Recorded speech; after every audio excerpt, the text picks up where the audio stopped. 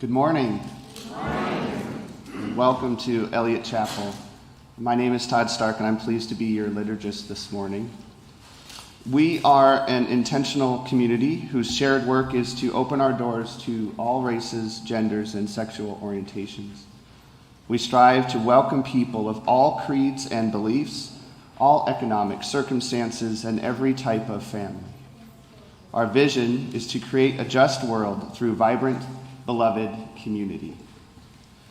If you are with us for the first time, thank you for choosing to be here. We hope you feel warmly welcomed and that the message resonates with your heart. If you received a guest card on the way in, please complete it and place it in the offertory basket when it comes around. This will help us connect with you. And if you are visiting online, please send an email to welcome@eliotchapel.org so that we may personally welcome you as well. We're happy to answer any questions you might have about Eliot or Unitarian Universalism in general. Although we're not gathering for coffee in person, everyone's invited to go online at 12:30 this afternoon for our Zoom coffee hour. The link is on our website and in our Eliot Weekly email. For those of you here today, you are welcome to spread out after the service for conversation and connection. And lastly, it is my pleasure to be welcoming the Reverend Doug Watkins, our new interim minister, to the pulpit for the first time this morning.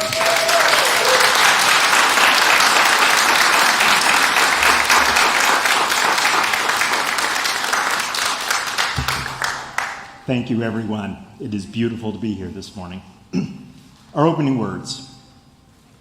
As we celebrate the power and promise of life, may we never forget that we are part of it. It is woven around us, through us, between us.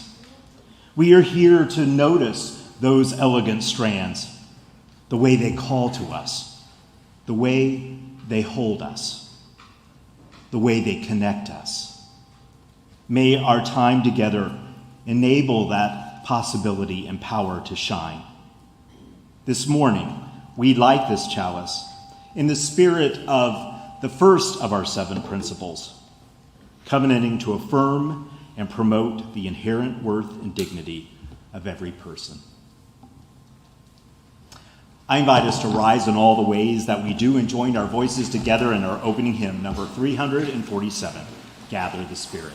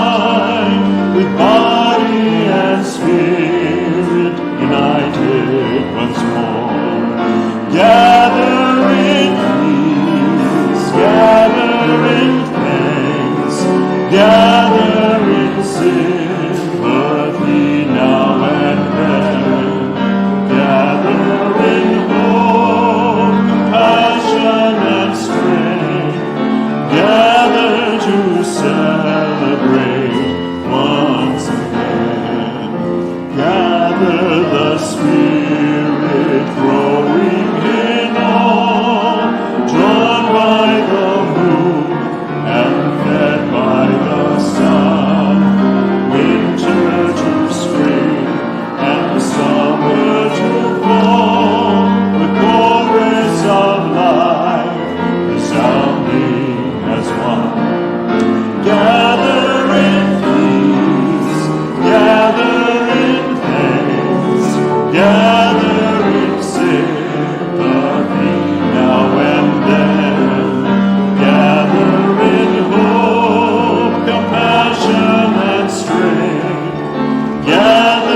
to celebrate once again.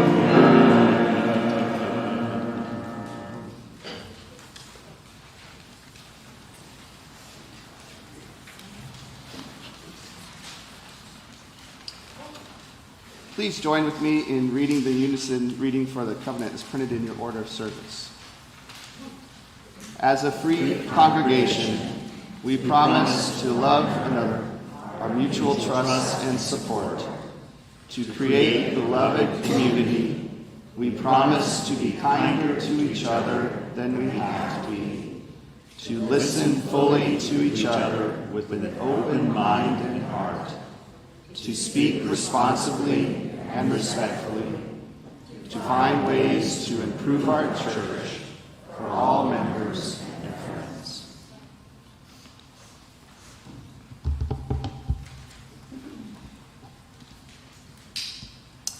I invite us now to a few moments of reflection and meditative time. I'll start with a reading from the Reverend Gretchen Haley, and then just a few moments of quiet together. At the end of that time, as is the custom here, we'll join in a meditative piece. We'll do number 188, Come, Come, Whoever You Are. We'll do it as a round, and so we'll sing it once as an entire congregation in unison, and then divide into two parts. And so let's sort of divide the congregation in half. This half, the pulpit side, will be part one. That side will be part two, and we'll sing it as a round twice. But let's begin by taking just a moment to take a deep breath and become fully present in this place. And as Reverend Gretchen Haley reminds us, for this moment, know only that you are loved. Know that you are safe and whole and loved. Know that you belong here, here among us, here on this earth, here in your body, however tired or broken your heart may be. Whatever fear, disappointment, anger you carry, for whatever joy that you bring with you. In all these things, for this hour, may you know that you are not alone. Feel the presence. Feel the deep presence of each other, surrounding you, breathing beside you and within you, discovering together the way our voices rise and fall together in harmony and in hope. Claim here a resilient freedom, the choice for love, for light, to live with joy, to live with gratitude and praise as a form of life itself, as a form of resistance, as an expression of gratitude. And so, breathing one breath, this sacred belonging, for just a few moments, may we enter into silence together.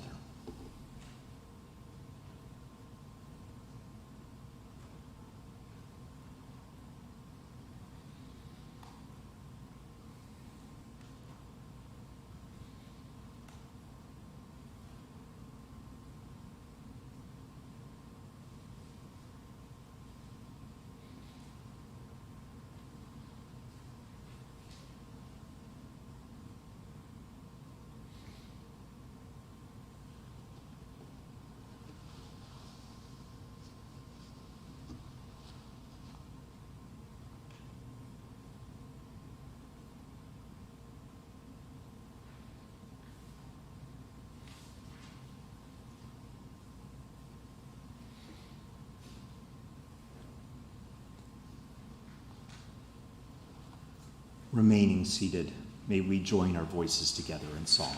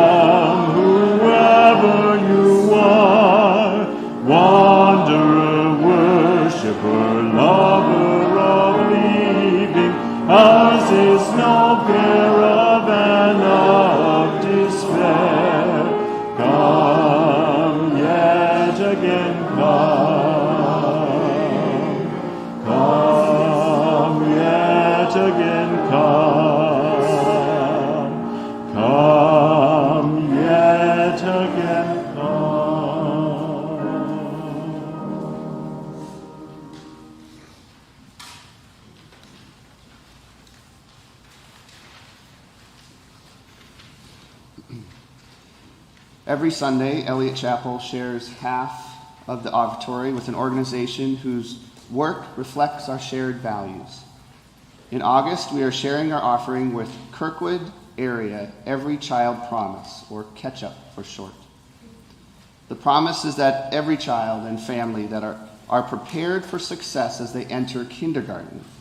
Ketchup helps families connect to resources to meet their basic needs, provides a clothing and supply closet for young children, and coordinates with KirkCare, Parents as Teachers, Kirkwood Public Library, and the Kirkwood School District to provide holistic support for families.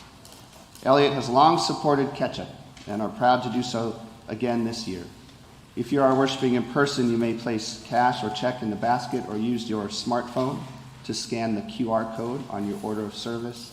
If you're joining us online, please go to our website and click the Giving tab and choose Shared Plate. Let us be good and generous neighbors.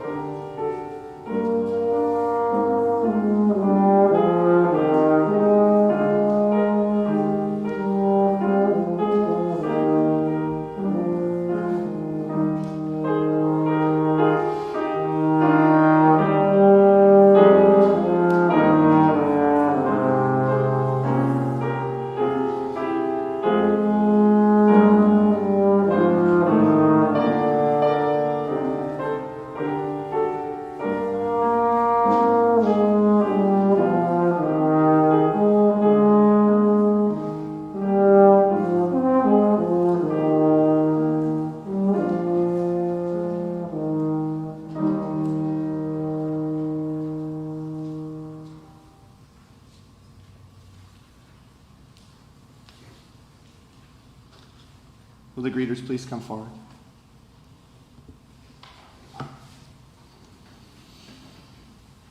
Please join with me in the unison dedication of these gifts. To the work of the church, which is weaving the tapestry of love and action, we dedicate our lives, and these our offerings. Thank you. Our reading this morning is from Alex Capitan and Reverend Michael Slack. Beloved community is when we say we, and we mean everyone. Beloved community is not homogeneous. It can't be. When commonality is presumed, when we make assumptions about who's present and whether people are like us or not, we're not practicing beloved community, because beloved community doesn't make those assumptions. It doesn't presume commonality. Another thing that beloved community is not like-minded. Because we're not called to be like-minded in spiritual community. We're called to be like-hearted. And finally, beloved community is not devoid of conflict. And this one is also really hard. Beloved community is not easy. There's nothing easy about practicing beloved community. When we avoid conflict in order to get along, we're not practicing beloved community, because beloved community exists when we trust each other. We have the relationships, the strong enough relationships to actually disagree with each other, to be in conflict, even to risk hurting each other. And if we can stay in relationship through those disagreements and conflict and potential hurt, that's practicing beloved community.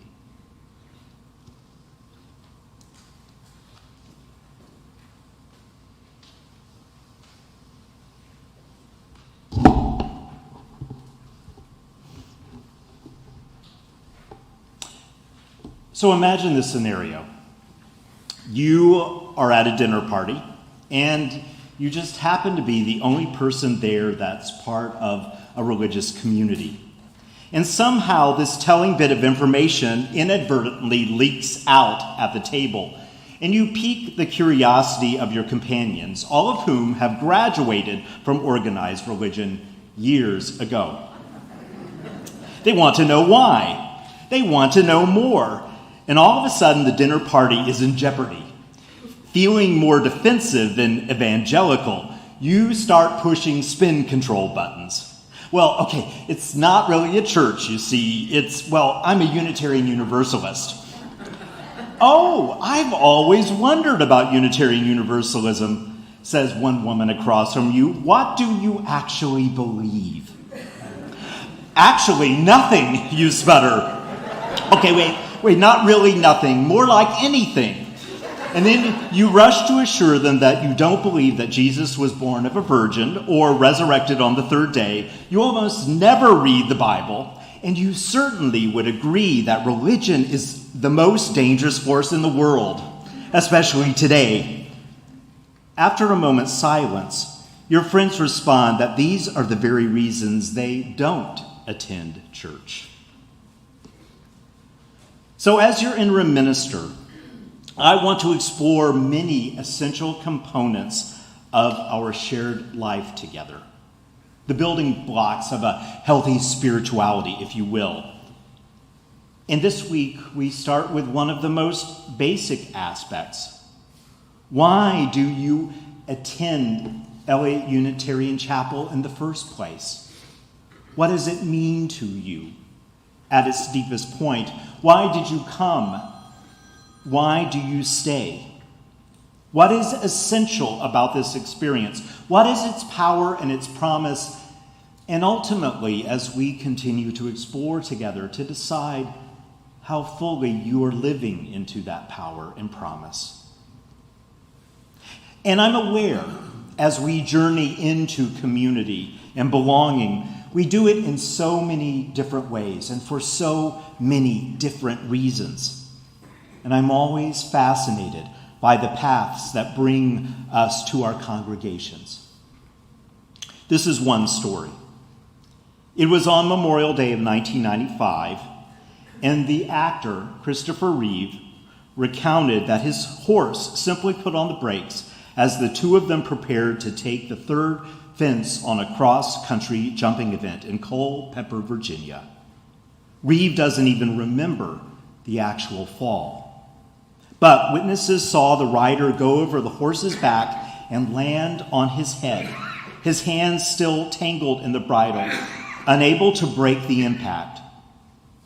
Soon after, Reeve regained consciousness in the intensive care unit at the University of Virginia Hospital and learned the bad news that he had broken his neck, severing the spinal cord at the second cervical vertebrae, just where the neck attaches to the shoulders. He was told that the damage would be irreparable, that the nervous tissue would not regenerate, and that he would never again have movement or sensation in his arms or legs or be able to breathe again without the help of a respirator. He recalls, "The moment I understood the gravity of this situation, my immediate reaction that such a life was unacceptable, even though I knew absolutely nothing about living as a vent-dependent quadriplegic. I realized that there was no cure for spinal cord injuries like mine, and that I would forever be dependent on others. My role as husband and father of three children would be severely compromised because paralysis had suddenly transformed me into what I thought of as a 42-year-old infant. And I thought it would be selfish and unfair to remain alive." Well, it took a couple of weeks before his medical condition became sufficiently stabilized that they could undertake the highly delicate procedure of what really amounted to reattaching his head to the rest of his body. And the odds of surviving this operation were about 50-50 at best. But first, the patient had to decide that he wanted to give it a shot. Reeve recalls that Dana, his wife, was in the room and that he mouthed the first lucid words to her. He said, "Maybe you should just let me go." And she looked back at him with tears in her eyes, and she told him, "I'm only going to say this once. I will support whatever you want to do because this is your life, your decision. But I want you to know that I will be with you for the long haul, no matter what." But then he said that she added the words that made all the difference. "But you are still you, and I love you." Reeve realized that his identity and self-esteem had been based in the physical world. "I cherished health, athletics, travel, adventure, and at first I couldn't imagine myself living without those things. And so people around him would often tell him that what he needed to do was move more fully into his faith in God and pray for strength. And he tried to do that, but he found himself feeling not connected, and he wondered what was wrong with him. So he wrote, "Gradually I have come to believe that spirituality is found in the way we live our daily lives. It means spending time thinking about others. It is not so hard to imagine that there is some kind of higher power. We don't have to know what form it takes or exactly where it exists. Just to honor it and try to live by it is enough. Because we are human, we will often fail. But at least we know that we do not deserve to be punished, and that knowledge makes us safe and willing to try again. And he realized, as these thoughts unfolded in the process of learning to live my new life, I had no idea that I was becoming a Unitarian Universalist. In my late 40s, faith and organized religion unexpectedly converged. And every Sunday, Dana, Will, and Christopher Reeve attended a service regularly in the local community, a Unitarian Universalist congregation. And whatever nurse that happened to be on duty would go with them. And he recounts that Sue Citarella, who was a practicing Catholic, would come with them over and over again and loved how non-judgmental the atmosphere was. He recalls that the first words that he heard the minister say made all the difference in why he wanted to stay. We see our church as a place where people can truly be themselves, where honest doubt is not taken for heresy, and where the beliefs of the past and the present become the inspiration for future growth and discovery. So in that very powerful, difficult time in Reeves' life and in his family's life, they found something deeply meaningful. He wrote many years later, on the 8th anniversary of the accident, he said that I call it the accident as opposed to the tragedy or some tragic mistake is perhaps an indication that I still don't blame myself or my horse or the conspiracy of the fates for what happened, given all the inexplicable acts of violence, injustice, and cruelty mixed with the unexpected small miracles of kindness and happiness in the world every day. I remain convinced that life is chaos, yes, but within it is our power to establish order and meaning.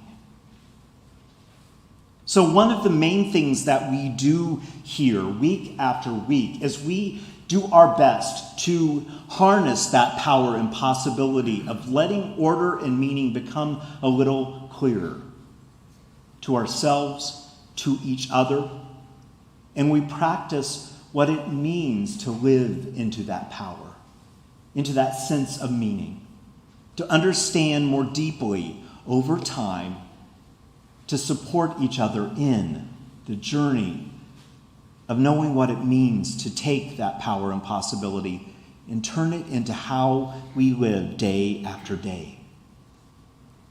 Ultimately, many of us, when we come here, whether we know it at first or not, are also seeking a place to which we can belong. It is an important human component, this need for belonging. As Brene Brown reminds us, in the absence of belonging, there is always great suffering. All of us need to feel like in some way, no matter what contrarians we are, that we are connected to something, to someone, that we are known by some people and valued. And when we show up, they notice. And for that matter, when we don't show up for a while, they notice also. This is part of what brings us here week after week, this power and this promise. And it is particularly meaningful when we find ourselves in difficult times. But that power and promise is present to us, whatever our life may bring. And there are some things about Unitarian Universalist community that we've done for a long time and do rather consistently and well. For just a moment, as we think about why this place exists, let's explore some of those together. First of all, Unitarian Universalism really asks us to live honest and integrated lives. We here have no excuse to not be honest about our own lives and our own beliefs. And we think that that is the starting point of any deep religious journey. And what is really radically different about this religion is that it helps us really move into sometimes even deeper truths within us than we originally knew. When we have the space and the safety to really explore what we believe, not what we feel we have to believe, then sometimes we can recapture things from our past and understand them differently. Sometimes we may find ourselves in that honesty and integrity to move into spaces we never imagined for ourselves, to be called by what we know of the world to do things we never thought we could. That kind of great openness and honesty and integrity is a wonderful power in this tradition. So one reason you might come to the Eliot Unitarian Chapel is because it is a place where you can be really honest about who you are, and where we all together seek to practice integrating that truth into how we live, which is the root of integrity. The other common thread that is very important in our interplay between reason and passion. Most of us, if we've been part of a congregation, understand how important reason is to us. Our forebears used reason to decide when orthodoxy was saying there was a particular only one-way path, that their minds told them that there was another way to be.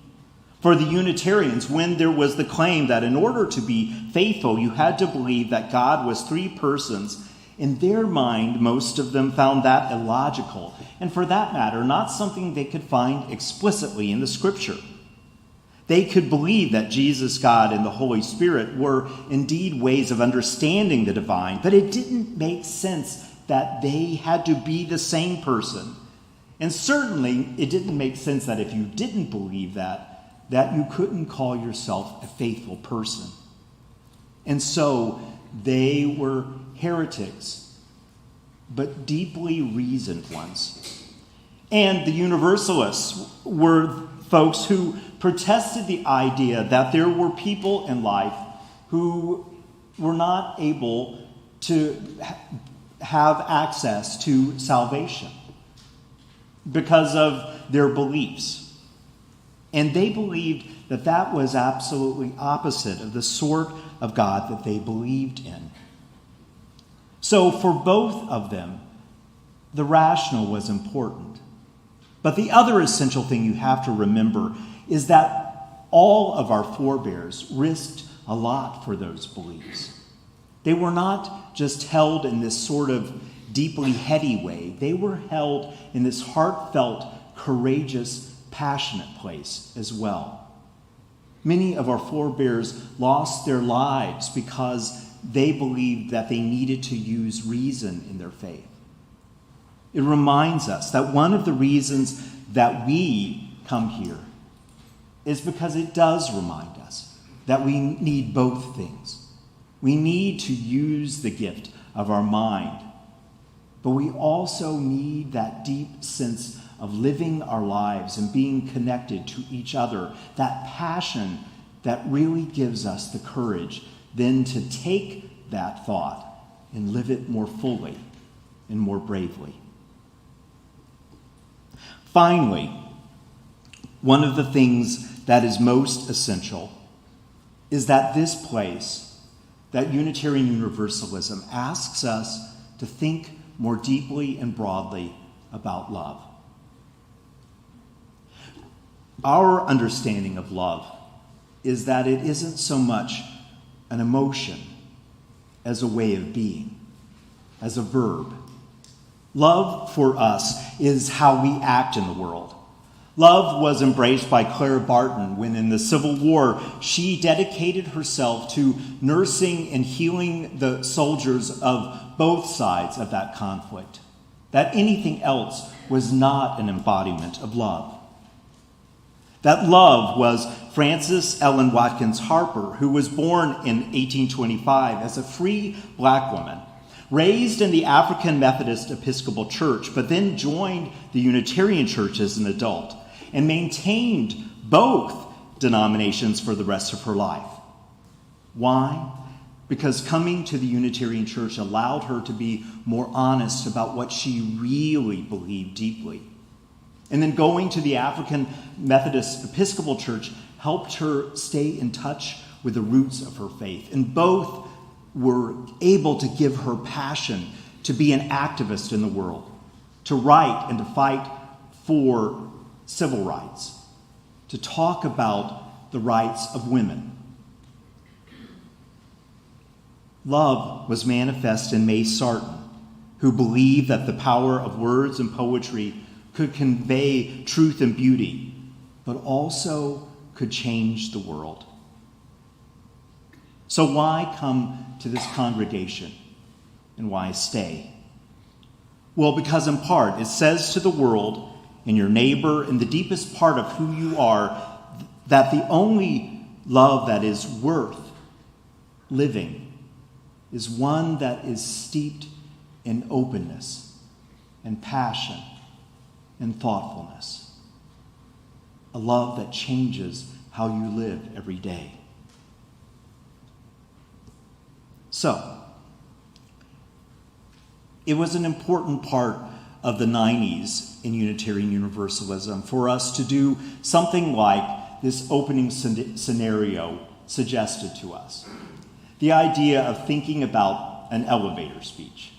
The idea being that if you are, say, at a convention somewhere with Unitarian Universalists and you have a UU name tag on, and you get on the elevator and a total stranger at the hotel or convention center walks into the elevator, looks at your name tag and goes, Unitarian Universalist, what is that? And the elevator closes and you have those 90 seconds between floors. What would you say in response? The thing is that while that may seem like almost a frivolous exercise, it's actually very hard and wonderful. Because I think it asks us to think about what we would do to distill down what is important to you. It doesn't have to be universal, but why is this place important to you? What would your elevator speech be? Because we also know that whatever we believe, that being part of a community, as the reading suggests, is also hard work. It doesn't ask us to be exactly the same. It doesn't ask us to always agree. As a matter of fact, it will probably at times ask us to disagree and argue and sometimes be very hurt. And yet, what about it might suggest that it is all worth it? That sort of basic understanding of why we come, why we stay, is part of our important work in these next few months. So, that opening scenario that I presented was actually written up by one of our forebears, Forrester Church, who is an example of someone who was a brilliant minister, but also, as history will tell us, lived very fully into the complexities that humanity manifests, and had his ups and downs and hurtfulness as well as strength. But when he thought about how he would reimagine that scenario, here's what he decided.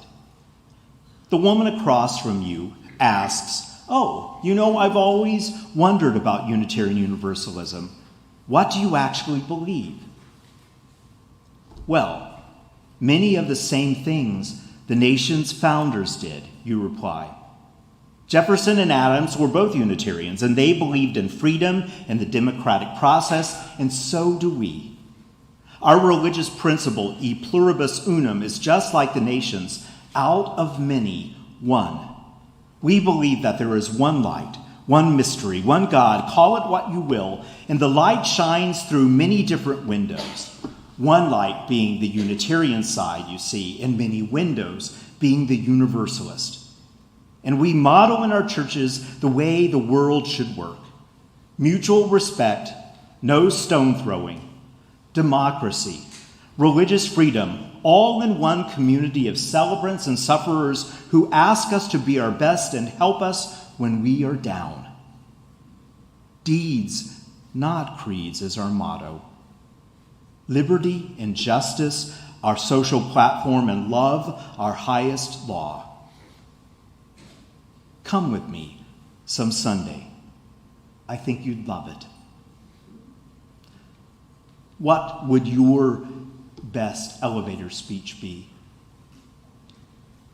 What is the word that lives within you that reminds you why this place is valuable on this day? May some of that live as we journey together over the coming weeks. I look forward to that time. Amen. And blessed be. Amen. Will you stand and join me in number 323, Break Not the Circle.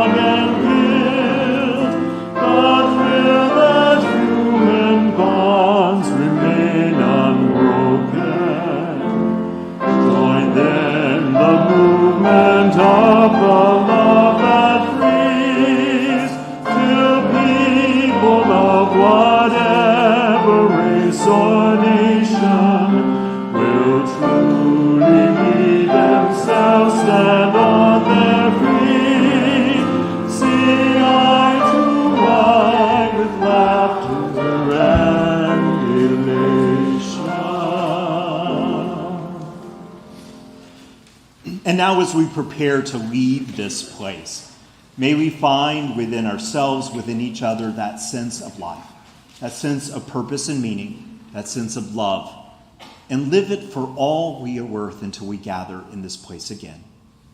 We may extinguish this chalice, but we do not extinguish the wisdom that is older and larger than any one of us. We do not extinguish the warmth of human community and love.